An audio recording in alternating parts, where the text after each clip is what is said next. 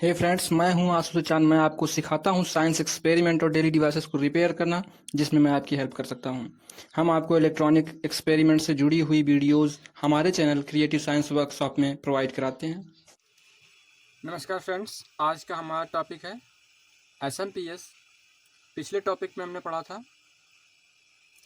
Regulated power supply.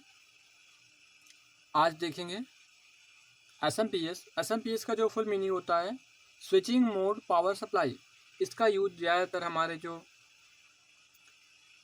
महंगे devices होते हैं, जैसे कंप्यूटर सेट हो गया, लैपटॉप चार्जर हो गया, या इस तरह का आइटम जो अनरेगुलेटेड पावर सप्लाई को एक्सेप्ट ना करता हो, वहाँ पर हम लोग एसएमपीएस का यूज करते हैं। एसएमपीएस का यूज करने का हमारा मेन जो मकसद होता है वो यही होता है कि हमारा जो कंपोनेंट है उसको एक रेगुलेट वोल्टेज मिलता रहे। तो फ्रेंड, देखते हैं आज आगे टॉपिक में। सबसे पहले देख लेते हैं नॉर्मल पावर सप्लाई जो होती है, switch mode power supply SMPS. तो इसमें होता क्या है, 220 वोल्ट एसी इनपुट होता है और आउटपुट के लिए हमारा 12 वोल्ट आउटपुट हमको मिलता है। तो इसमें होता क्या है, इसमें 5 पिन होते हैं। मैं आपको जूम करके दिखाता हूँ। पहला पिन जो है मेरा, वो हमारा है न्यूट्रल वायर, और जो पीला वाला वायर आप देख रहे हैं, ये पीले कलर का जो वायर है ये वाला, ये हमारा है ग्राउंडेड वायर। सॉरी, अब आपको शायद सही से दिख रहा होगा। तो जो हमारा ये पहला वायर जो है नीले कलर का जो है ब्लू वायर, वो हमारा लाइव वायर है, और जो हमारा पीले कलर का जो वायर है वो हमारा न्यूट्रल वायर है, और जो हमारा ये ग्रीन कलर का जो वायर है, नीचे वाला जो वायर है, जो आप ये वायर देख रहे हैं, ये जो हमारे टॉप पिन पे जाके जुड़ा हुआ है, तो हमारा टॉप पिन होता है वो ग्राउंड पिन होता है। तो जो ये ग्राउंड पिन है ये हमारा 3 नंबर है। पहला जो होता है लाइव वायर, दूसरा न्यूट्रल वायर, और तीसरा जो होता है वो ग्राउंड वायर। इस तरह से इसके कनेक्शंस करने होते हैं। उसके बाद इसमें 2 पिन शेष हमारे रह जाते हैं। उन 2 पिन्स में हमारा होता है वोल्टेज के लिए आउटपुट वोल्टेज जो होता है हमारा, वो होता है 12 वोल्ट आउटपुट, और इसके जस्ट आगे एक पिन लगा होता है जिससे जिससे कि हम वोल्टेज को एडजस्ट कर सकते हैं। ये जो आगे साइड आप देख रहे हैं, इस पर एडजस्टेबल पिन होती है, उससे आप वोल्टेज को रेगुलेट कर सकते हैं, कितना आपको वोल्टेज रखना है। अभी ये 12 वोल्ट पे सेट हुआ है हमारा पावर सप्लाई, तो हमारा जो आउटपुट है हमको 12 वोल्ट मिलेगा। जूम आउट कर देते हैं।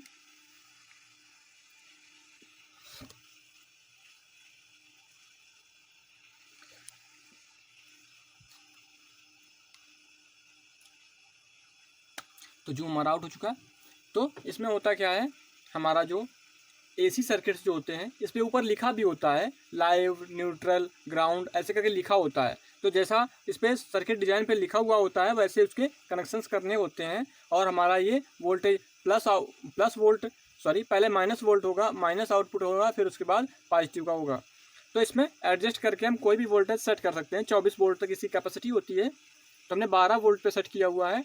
इंडिकेशन के लिए एक रेजिस्टेंस लगाएंगे 1 किलो ओम का, और एलईडी से इसको कनेक्ट कर देंगे। तो ये तो हमारा हो गया normal power supply, SMPS, sorry, normal SMPS. अब देखते हैं कंप्यूटर की जो होती है high efficiency switching mode power supply. तो पहले समझ लेते हैं इनके जो पार्ट होते हैं, पार्ट को समझ लेते हैं। तो यहाँ से शुरू करते हैं। ये जो आप देख रहे हैं, ये इसका मॉड्यूलर का इंटरफेस है, और ये जो 2 ट्रांसफार्मर्स देख रहे हैं, ये हमारे मेन ट्रांसफार्मर्स हैं। ये 5 वोल्ट आउटपुट के लिए हमारा लगा हुआ है। उसके बाद हमारा कंट्रोल बोर्ड पीसीबी होती है, ये हमारा कार्ड होता है, ये हमारा कार्ड है, कंट्रोल बोर्ड पीसीबी बोलते हैं उसको। ये हमारे 2 कैपेसिटर होते हैं जो चार्ज को स्टोर करते हैं, इनको बोलते हैं बल्क कैपेसिटर। मॉसफेट की एक सीरीज होती है, उसको बोलते हैं पीएफसी मॉसफेट और डायोड्स, ठीक। उसके बाद हमारा ये पार्ट होता है इसमें 5 वोल्ट VBS सर्किट कैपेसिटी होती है इसकी, 12 वोल्ट मॉसफेट से जुड़े होते हैं। ये हमारा 3.3 वोल्ट DC आउटपुट होती है यहाँ से, और ये जो होता है हमारा AC DC इनपुट होता है। इसको चाहे AC करंट आप इनपुट पे दें, चाहे DC करंट इनपुट पे दें, लेकिन वोल्टेज जो है वो 220 या 240 तक होनी चाहिए, 250 होती है वैसे। ये हमारा स्विचिंग के लिए लगे होते हैं, रिले लगे हुए हैं, और ये हमारे ट्रांजिएंट फिल्टर्स हैं। ट्रांजिएंट फिल्टर्स जो होते हैं इस सीरीज पूरे जो हमारा डिवाइस है इसकी ट्रांजिएंट वोल्टेज से इसकी सुरक्षा करते हैं। ट्रांजिएंट वोल्टेज क्या है, सर्ज वोल्टेज क्या है, उससे इसको पूरे हमारे सीरीज को बचाते हैं। अब देखते हैं हमारा last PFC coils. PFC coils को आप लोग जानते होंगे, चोक हैं ये, टोरॉइड्स कॉइल कंडक्टर। और इस तरह से हमारा ये इंट्रोडक्शन इससे ख़त्म होता है। अब देख लेते हैं इसके पूरे एक पार्ट्स को। तो फ्रेंड्स पहले जूम कर लेते हैं इस पर, ताकि मैं आपको एकदम क्लियर दिखा सकूं। तो जो ये आप फ्यूज़ देख रहे हैं, फ्यूज़ के बगल में जो सॉकेट है ये इनपुट सॉकेट है। 5 एम्पियर 250 वोल्ट की इस पर इनपुट सॉकेट होती है, और इसको जो करंट मिलने वाला होता है, ये जो ब्लैक वायर्स हैं मैं आपको दिखाता हूँ कहाँ से कनेक्टेड है। ये देखिए, ये यहाँ से जुड़े हुए हैं। ये जो हमारा सॉकेट है ये इनपुट सॉकेट है। इनपुट सॉकेट में क्या होता है, ये सर्ज वोल्टेज को कंट्रोल करने के लिए हमारा एक, सॉरी आपको दिख नहीं रहा है, ये साइड में जो लगा हुआ है, जो सर्ज वोल्टेज आप तो जानते होंगे, ट्रांजिएंट वोल्टेज जो होता है उसको कंट्रोल करने के लिए ये हमारा लगा हुआ है, एक डिवाइस लगा हुआ है। तो यहाँ से जो इनपुट आता है यहाँ जाता है, फिर उसके बाद यहाँ से आउटपुट होकर के हमारा आता है हमारे बोर्ड पे। तो बोर्ड पे देखते हैं, चलो जूम। तो हमारा जो इनपुट होता है वो यहाँ पर आया हुआ होता है। उसके बाद ये जो आप देख रहे हैं इसको बोलते हैं इंटरफेस कैपेसिटर्स। इंटरफेस कैपेसिटर्स में जो होता है चार्ज स्टोर होने लगता है। चार्ज स्टोर होने के बाद में ये चारों तरफ के लिए हमारी बटने लगती है, जो इसकी सप्लाई होती है। तो ये ड्यूल मोड कॉइल होती है, डबल मोड कॉइल ही बोलते हैं इसी को। इससे सप्लाई हमारी जाती है नेक्स्ट पे। तो नेक्स्ट हमारा जो होता है, हमारे होते हैं 2 बल्क कैपेसिटर। तो यहाँ से पहले यहाँ से AC करंट आ रहा होता था। AC आने के बाद में इन डायोड्स की हेल्प से इसको DC बनाया जाता है। फिर इस बल्क कैपेसिटर में इनको स्टोर किया जाता है। फिर ये जो आप ट्रांसफार्मर्स देख रहे हैं, इन ट्रांसफार्मर्स से इसका वोल्टेज जो होता है वो कम किया जाता है, वोल्टेज ड्रॉप किया जाता है। उसके बाद यहाँ पर ये स्विचर लगे होते हैं। इन स्विचर्स के हेल्प से इसकी जो सप्लाई होती है उसकी स्विचिंग कराई जाती है। उसके बाद हमारे ट्रांसफार्मर्स वर्क करने लगते हैं। उसके बाद ये ट्रांजिस्टर्स लगे होते हैं ढेर सारे, ये ICs लगी होती हैं।